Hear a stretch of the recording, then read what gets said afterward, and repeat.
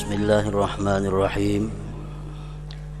Alhamdulillahil muta'ali 'anil asbahi wal andad, al-mutanazzihi 'anis sahibati wal aulad. Ashhadu an la ilaha illallah wahdahu la syarika lahu wa la nafad. Wa ashhadu anna sayyidana Muhammadan abduhu wa rasuluhu khulasatul ibad. Allahumma salli wa sallim wa barik ala sayyidina Muhammadin as-sajjad wa ala alihi wa ashabihi wa dhurriyyatihi al-amjad, amma ba'd. Yang kita hormati dan kita cintai para habaib, para alim ulama, muhibbin, hadirin dan hadirat rahimakumullah. Puji dan syukur selalu kita haturkan kehadirat Allah Subhanahu wa ta'ala atas banyaknya nikmat anugerah yang selalu dicurahkan kepada kita. Dan juga salawat dan salam selalu kita haturkan kepada junjungan kita Nabi besar Muhammad sallallahu alaihi wasallam dan kepada seluruh keluarga, para sahabat, zuriat dan pengikut-pengikut beliau. Para muhibbin rahimakumullah, as-sittuna min suril Quran, suratul Mumtahinah, madaniyatun wa ayatuha 13. Yang ke-60 dari surah-surah Al-Quran, yaitu surat yang bernama Al-Mumtahinah. Surat ini diturunkan di Madinah dan ayat-ayatnya berjumlah 13 ayat. Surat yang ke-60 ini dinamakan dengan Al-Mumtahinah, yang artinya adalah menguji dengan sumpah. Dinamakan demikian karena pada ayat yang ke-10 dalam surat ini ada menceritakan tentang menguji dengan sumpah itu, yaitu firman Allah Subhanahu wa ta'ala, ya ayyuhalladzina amanu idza ja'akumul mu'minatu muhajiratin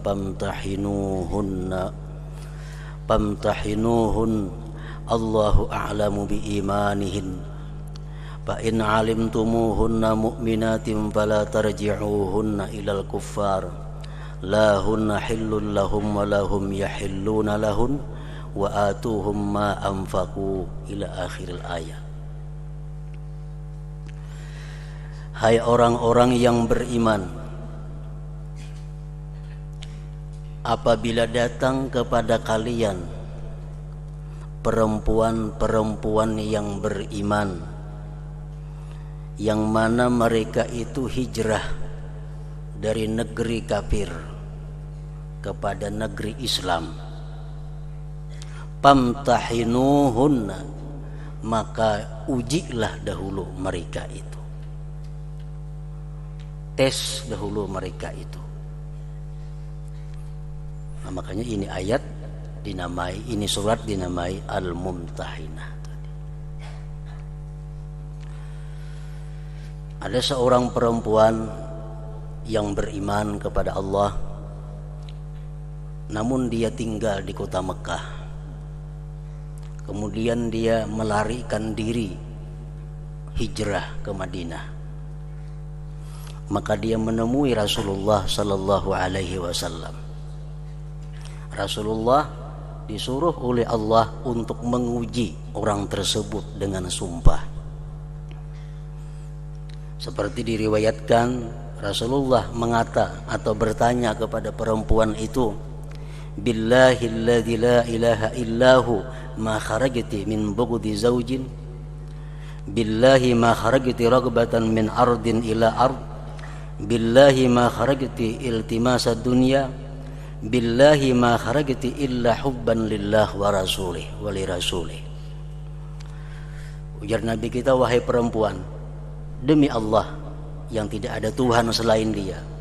Kamu tidak meninggalkan Mekah itu karena benci dengan suamimu.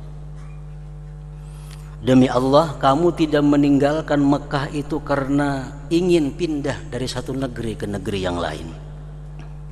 Demi Allah, kamu tidak keluar dari Mekah itu karena mencari dunia. Demi Allah, kamu tidak keluar dari Mekah kecuali karena cinta bagi Allah dan Rasulnya. Nah, kalau perempuan tadi menjawab iya, timbullah satu hukum pada ayat yang berikutnya. Fa in alimtumuhunna mu'minatin fala tarji'uhunna ilal kuffar. Jikalau sudah kamu yakini itu perempuan yang hijrah tadi memang beriman kepada Allah dan Rasul, maka jangan kamu kembalikan dia ke negeri orang kafir. Kalau dia sudah nyata beriman, jangan lagi disuruh balik ke negeri kafir itu, walaupun anak suaminya berada di negeri yang kafir tadi. La hunna hillul lahum wa lahum yahilluna lahum.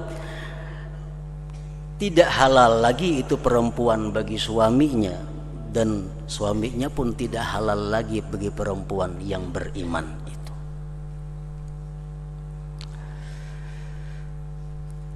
Nah, para muhibbin rahimakumullah, jadi perempuan yang beriman, perempuan yang Islam dan beriman itu tidak boleh kawin dengan seorang laki-laki yang non muslim. Tidak halal. Jadi andai kata datang kepada kita seorang perempuan yang punya anak, bersuami, datang kepada kita ingin masuk Islam. Ini perempuan non muslimah, dia punya suami yang bukan Islam, dia punya anak, dia datang kepada kita ingin masuk Islam, kita Islamkan. Begitu kita Islamkan, maka si perempuan ini tidak halal lagi untuk suaminya. Dan sejak dia Islam itu, dia beriddah. Apabila sampai 3 kali suci perempuan ini suaminya tidak masuk Islam, maka terputuslah sudah hubungan suami istri. Tapi apabila selama dalam iddah itu suaminya masuk Islam, maka dia bisa berkumpul kembali dan kada perlu ada akad nikah lagi karena sudah dihubungkan dengan Islam itu. Nah, mengenai anak-anaknya yang belum balik, otomatis ikut siapa yang Islam. Soalnya anaknya 5 halus-halus belum balik lagi, mamanya Islam, abahnya kada. Anak-anak yang belum balik itu otomatis umpat mamanya. Atau umpamanya abahnya Islam, mamanya kada, anak-anaknya otomatis Islam, umpat abahnya. Nah, lahunna hillul lahum wa lahum yahilluna lahun. Nah, itulah para muhibbin rahimakumullah, surat yang ke-60 ini dinamai dengan surat Al-Mumtahinah tadi.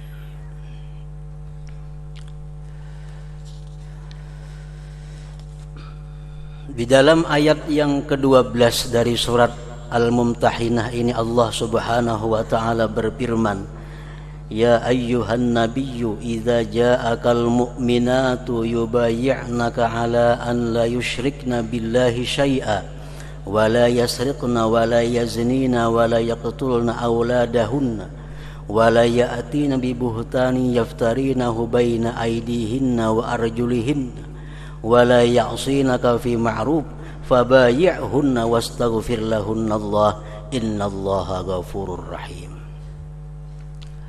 Wahai Nabi, apabila datang kepada engkau perempuan yang beriman, mereka itu ingin membaiat engkau, ingin berjanji kepada engkau bahwa tidak menyekutukan Allah, tidak mencuri, tidak berzina, tidak membunuh anak, dan tidak mendatangkan dengan buhtan, dan tidak maksiat kepada engkau pada hal yang kebaikan, fabayyihunna, maka terimalah baiat mereka itu, dan mintakan ampun mereka kepada Allah, sesungguhnya Allah Maha Pengampun dan Maha Penyayang.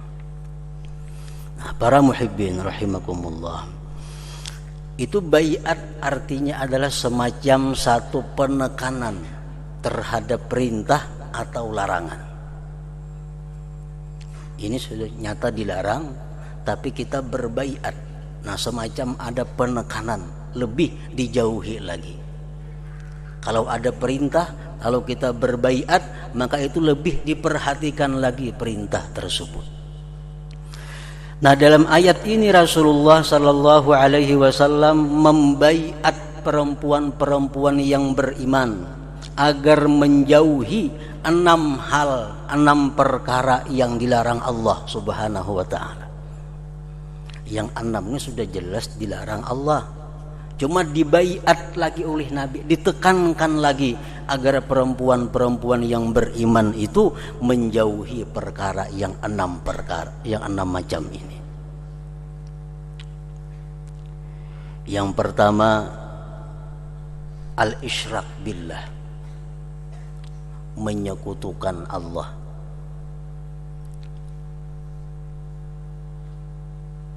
Rasulullah membaiat kepada perempuan agar jangan sekali-kali menyekutukan Allah Subhanahu wa Ta'ala.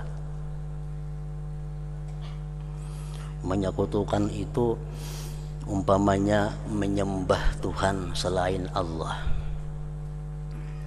termasuk menyekutukan Allah.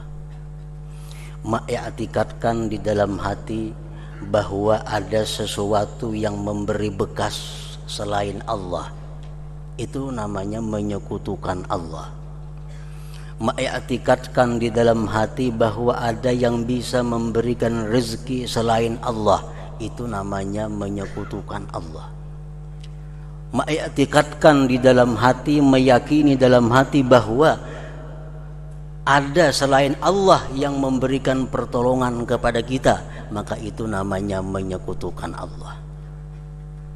Nah, Rasulullah membaiat mereka agar jangan menyekutukan Allah, karena menyekutukan Allah itu dosa yang paling besar di antara seluruh dosa-dosa yang ada.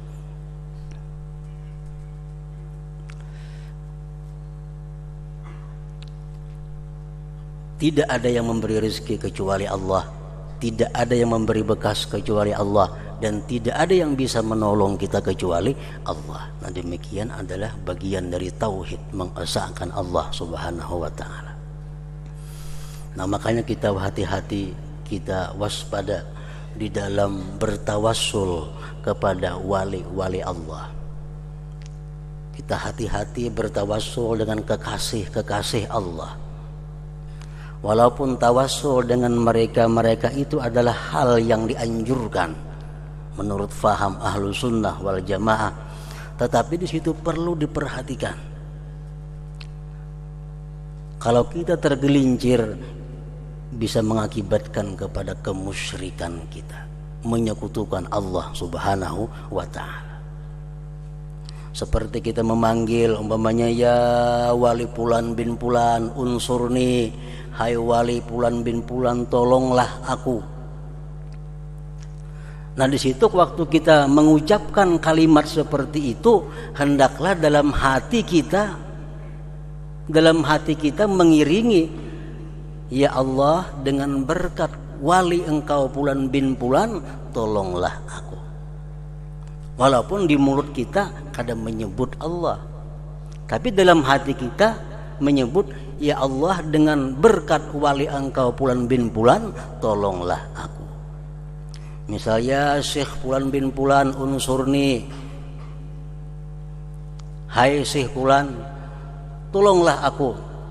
Nah, dalam hati kita artinya apa? Ya Allah, dengan berkah wali engkau Fulan, tolonglah aku. Nah, supaya jangan sampai hati kita ini menyekutukan Allah, mengiktikadkan bahwa si wali itu bisa menolong kita. Padahal wali itu menolong dirinya sendiri pun kada bisa, apalagi menolong kita. Nah, jadi dengan berkat wali si bulan, ya Allah tolonglah aku. Nah, itu i'tikad yang mesti ada di dalam hati kita sewaktu kita memanggil para aulia-aulia Allah Subhanahu wa taala, agar terhindar daripada menyekutukan Allah. Yang kedua, perempuan tadi dibaiat oleh Rasulullah sallallahu alaihi wasallam, wala yasriqna, as-sariqah, jangan mencuri.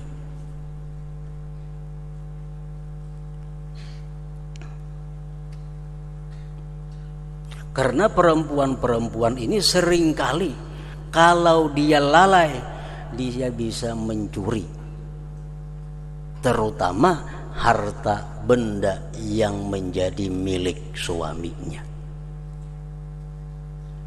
Apalagi ada hukum macam hukum adat, bila ampun laki itu ya ampun seorang, itu hukum adat.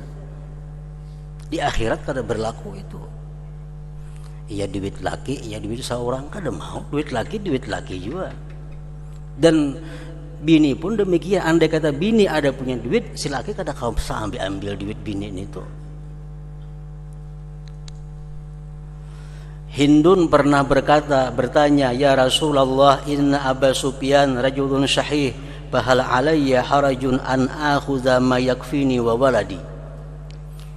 Ujar Hindun, mertua Rasulullah, wahai Rasulullah, Abu Sufyan laki ulun itu laki-laki yang kikir, pemalar, memberi duit di rumah ini bilang kada cukup.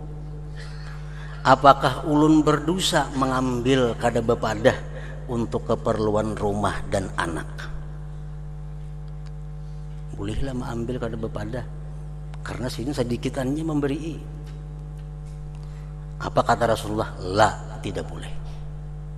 Illa bil ma'ruf, kecuali dengan baik. Dengan baik itu apa artinya?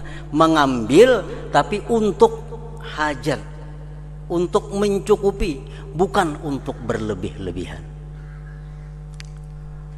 Nah, mengenai hajat dan berlebih-lebihan ini sesuatu yang sangat samar ukurannya.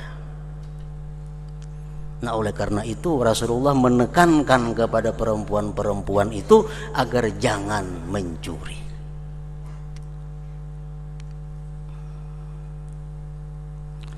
Kemudian yang ketiga, Rasulullah menekankan dalam baiat beliau kepada para wanita-wanita mukminat, wala yaznin, zina, jangan melakukan perzinahan.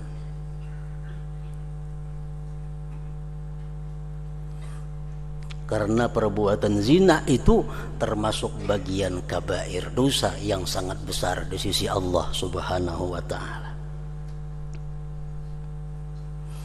Dalam hadis riwayat Ibnu Hibban diceritakan seorang ahli ibadat selama 60 tahun dia berkhalwat, hanya beribadat kepada Allah, tidak ada pekerjaan lain.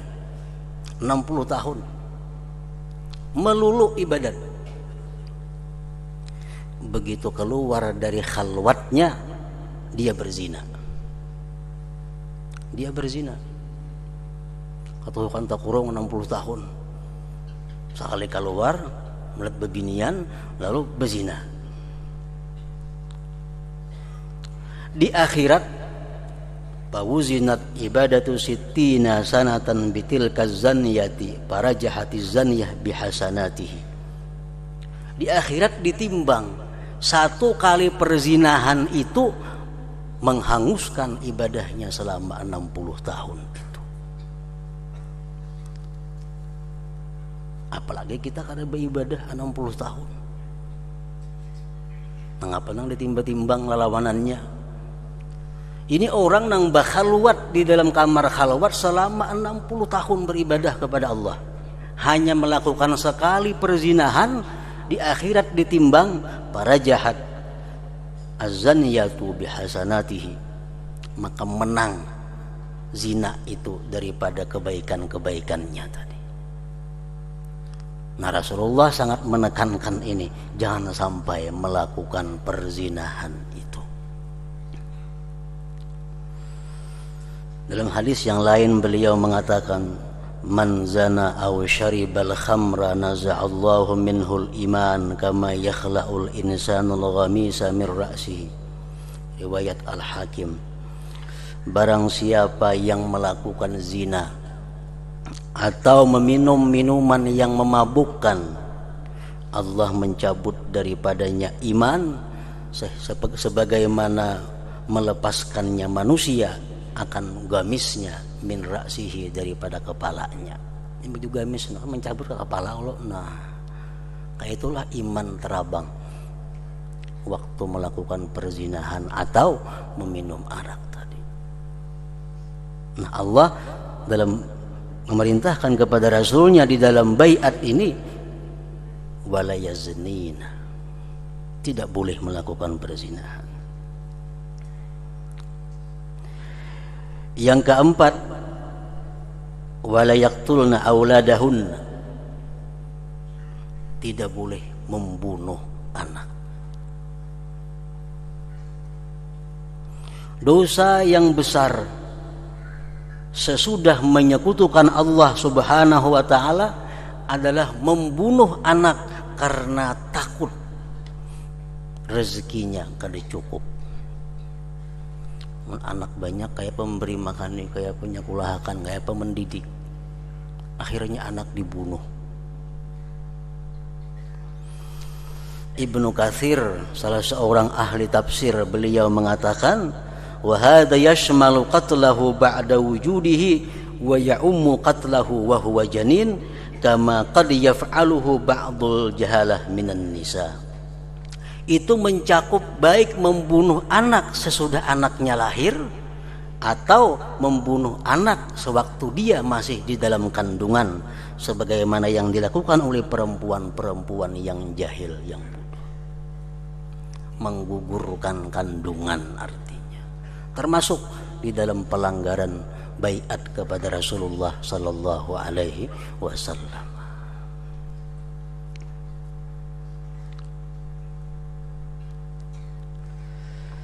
Yang kelima, al-buhtan. Al-buhtan artinya, menurut sebagian ulama tafsir, ada yang mengartikan an-namimah.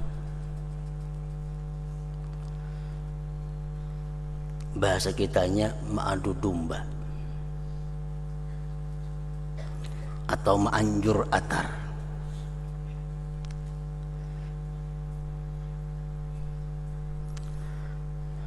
Termasuk dosa yang besar, termasuk yang ditekankan oleh Rasulullah kepada para perempuan-perempuan yang beriman agar meninggalkan namimah itu, anjur atar itu.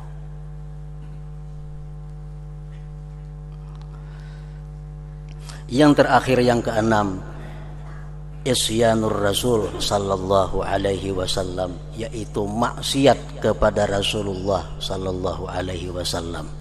Oleh para ulama tafsir, yang dimaksud dengan maksiat kepada Rasulullah ini adalah an la yakhmishna wajha wa la yashquqna jayba wa la yad'una waila wa la yanshurna sya'ra wa la yuhaddisna ar-rijal illa dha mahram.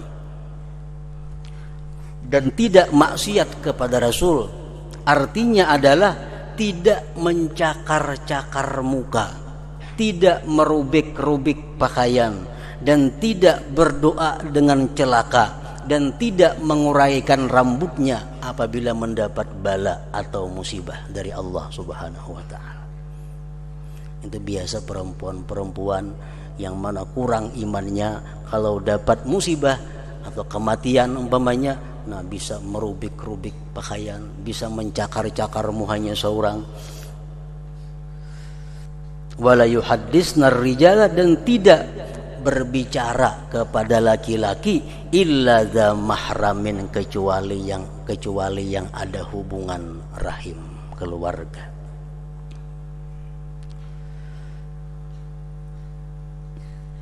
Perempuan itu dibolehkan berbicara, jadi kita babandiran lawan laki-laki nang bukan mahram, tapi dalam keadaan-keadaan yang tertentu dan ada batasan-batasan yang tertentu. Waktu jual beli dibolehkan laki-laki atau perempuan bepandir lawan yang bukan mahramnya. Di waktu mengajar ilmu agama itu dibolehkan laki-laki atau perempuan yang bukan mahram berbicara, atau di waktu minta sesuatu pertolongan, berubat dan sebagainya, itu dibolehkan, tapi sekedar untuk itu, tidak berlebih-lebihan. Pemenjang ngobrol betengah jam bepandiran lakian binian. Nah, ini yang dimaksud dengan maksiat kepada Rasulullah sallallahu alaihi wasallam tadi. Nah, para muhibbin rahimakumullah. Jadi 6 hal ini, 6 perkara ini yang ditekankan oleh Rasulullah SAW kepada para perempuan-perempuan yang beriman agar dijauhi. Kenapa 6 perkara ini ditekankan kepada para perempuan-perempuan yang beriman? Karena 6 hal ini seringkali bisa atau seringkali terjadi pada perempuan-perempuan itu. Umpamanya menyekutukan Allah Subhanahu wa taala. Nah, di sini perempuan-perempuan yang muslimah, perempuan yang muslimah agar berhati-hati jangan sampai hendak berhubungan dengan orang yang musyrik. Perempuan yang muslimah jangan hendak berkenalan, bepatuhan lawan laki-laki yang musyrik. Kenapa? Karena bisa-bisa tergoda dengan laki-laki yang musyrik tadi, akhirnya ikut jadi musyrik. Ini banyak terjadi contoh demikian. Apalagi lalakiannya pintar, pura-pura masuk Islam, kawin, berenakan, akhirnya kembali kepada agama yang semula. Nah, si bini-bini yang asalnya muslim, karena sayang lawan lakinya, sayang anaknya, sayang rumah tangganya, umpat ke agama laki. Ini bukan hal yang jarang terjadi, sudah lumrah terjadi di mana-mana. Makanya Rasul mengingatkan dalam baiatnya ini bahwa jangan sampai menyekutukan Allah Subhanahu wa taala. Yang kedua tadi mencuri. Nah, mencuri mungkin terjadi dan sering terjadi bagi perempuan-perempuan yang berumah tangga. Yang ketiga zina. Nah, zina ini pun berasal daripada perempuan. Makanya Al-Quran mengatakan az-zaniyatu waz-zani. Perzinahan itu ada karena dimulai oleh perempuan, disulut oleh perempuan. Kalau perempuan ini iffah, perempuan ini bisa menjaga kehormatan dirinya, perempuan ini beriman, mengamalkan syariat Islam, insya Allah tidak akan terjadi perzinahan. Karena perempuan-perempuan ini membuka dirinya, tidak malu dengan auratnya, tidak malu bergaul kepada yang bukan mahramnya. Nah, akhirnya di mana-mana terjadi perzinahan itu. Yang keempat tadi membunuh anak, menggugurkan kandungan, ini perempuan. Namimah, anjur atar, itu dikuasai oleh perempuan. Dan isyanur rasul, maksiat kepada Rasulullah sallallahu alaihi wasallam tadi. Nah, jadi para muhibbin rahimakumullah, ini 6 larangan dari Allah Subhanahu wa taala kepada para perempuan-perempuan yang beriman, ditekankan lagi dengan baiat, dengan berjanji kepada Rasulullah sallallahu alaihi wasallam. Jadi siapa-siapa yang melanggar ini berarti melanggar baiat dengan Rasulullah dan melanggar hukum Allah Subhanahu wa taala. Nah, mudah-mudahan kita dan perempuan-perempuan kita dapat terhindar dari segala macam bentuk maksiat, terutama maksiat yang 6 perkara tadi. Hadratin Nabi sallallahu alaihi wasallam. Al-Fatihah.